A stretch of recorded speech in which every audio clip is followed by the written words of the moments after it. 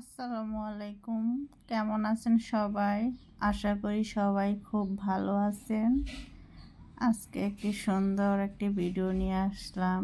আপনারা অলরেডি দেখতেই পাচ্ছেন কিভাবে সঠিক নিয়মে রাবার লাগাই, সেই ভিডিও নিয়ে আজকে আসলাম। তো আপনারা দেখতে থাকুন আসলে কিভাবে সঠিক নিয়মে রাবার লাগানো হয়। পুরো ভিডিওটি মনোযোগ দিয়ে দেখবেন আশা করি। এই তো রাবার কিভাবে লাগাইতেছে আপনারা দেখতেছেন, আর কি রাবার লাগানো কিন্তু অনেক সহজ।